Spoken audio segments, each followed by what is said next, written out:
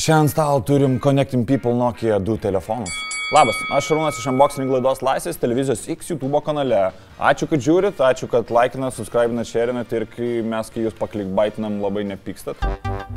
Mūsų klikbaitinį video galite pasižiūrėti čia, kur Demiko renkasi išmanų laikrodį.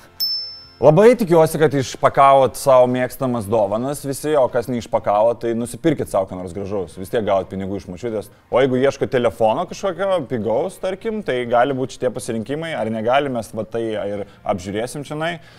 Nokia visi tikrai žino ir tai yra geras labai prekės ženklas iš Suomijos, labai senas ir užkariavęs pasaulį savo mygtukiniais telefonais 330 ir 700 2014, ypač tas modelis man labai patiko.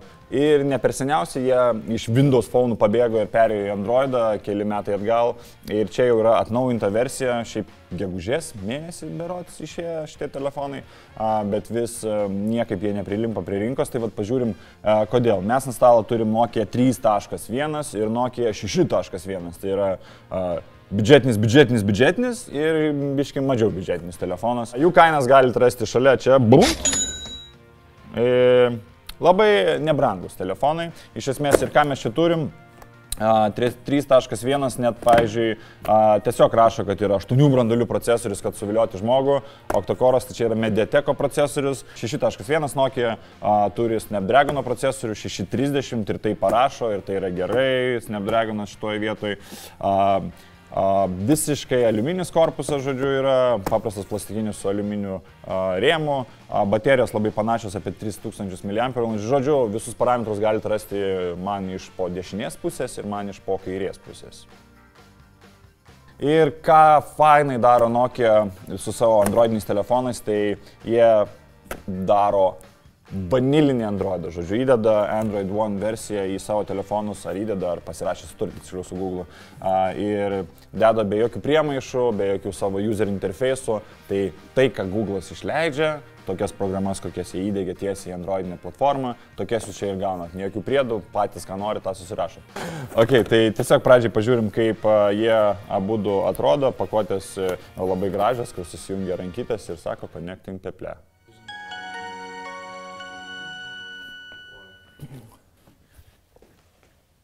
3.1, mažesnė versija, dėžutė, aišku, pakrovėjas ir ausinės prideda už šitą kainą pakrovėjas. Ir mes turim su mažesnė versija micro USB pakrovėją, neturi quick charge'o, plasmasinis korpusas ir paprasta kamerytė, žodžiu, didesnis turi Carl Zeiss lęšiai, tai truputėlį aišku geresni kadrai, galima to tikėtis bus.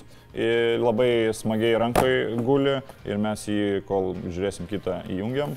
Ir šeštukas, matosi iškart didesnis, pakuotė viskas the same, pakrovėjas ausinės. Ir čia jau jaučiasi, kad jisai metalizuotas visas, vienas korpusas, matom piršto antspaudų skaitytuvą. Ir šiek tiek jau platesnis pats telefonas, taipinimo aišku bus geriau, irgi įsijungiam. Pačiu ekranu iškart skirtumai yra, dabar yra šviesumas uždėtas maksimaliai ant abiejų. Truputėlį ir spalvos gražesnės šeštoje Nokia ir šiaip čia Full HD ekranas jau, tai truputėlį gražiau viskas atrodo. Tai pradedam nuo tų standartinių testų, mes pasidarysim dabar galbūt garso testą, ar ne?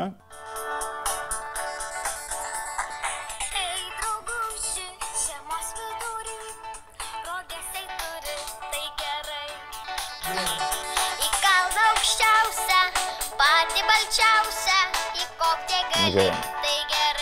Vienas speakeris yra apačioj ir jeigu aš jį klausysiu taip, uždengęs, tai GG, žodžiu, negirdėsit nieko.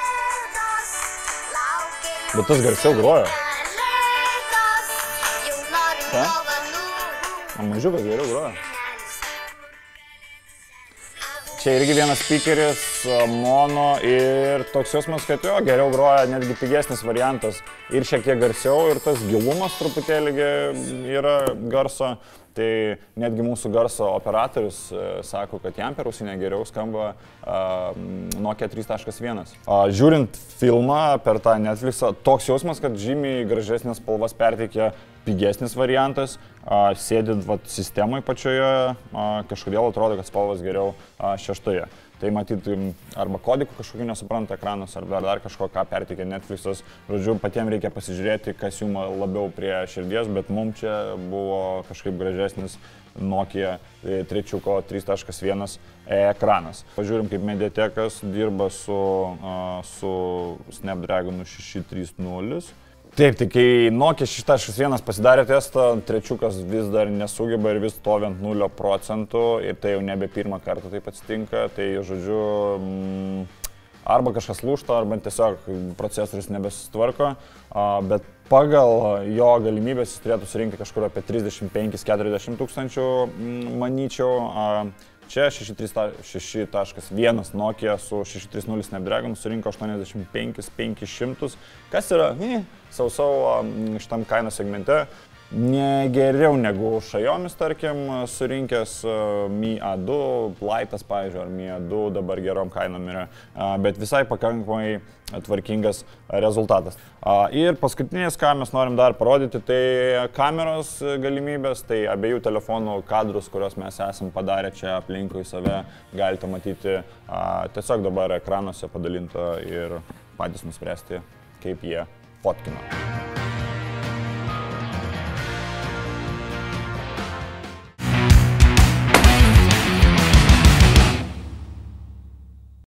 Taigi, priminimui dar kartą kainos šitų telefonų yra šalia diržučių. Bum. Kaina nėra didelė. Mūsų manimu, mano manimu, mūsų manimu. 3.1 Nokia atitinka savo kainą.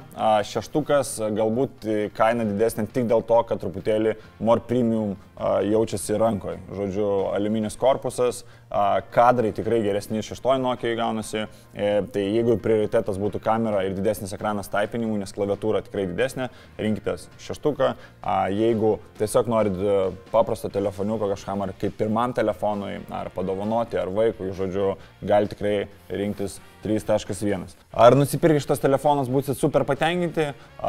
Iš dalies taip, nes būsit nedaug pinigų išleidę. O pats telefonas nėra įspūdingai geras, tai galbūt rekomenduočiau žiūrėti į Xiaomi telefonus už tokią kainą, bet jeigu tikrai esat labai prilipę prie Nokijos prekinio ženklo ir norit padėti jiem išgyventi šiame piktame, kur didelė konkurencija turinčiame pasaulyje tarp tų didelių brandų kaip Samsungas, Huawei'us ir Apple'as, tai pirkit. Beje, jeigu norėsite nusipirkti šitos du telefonus, tai dėsime linką į Topo centro elektroninę parduotuvę. Kur tai galės padaryti? Suomiai jėga, jie pirčių daug turi.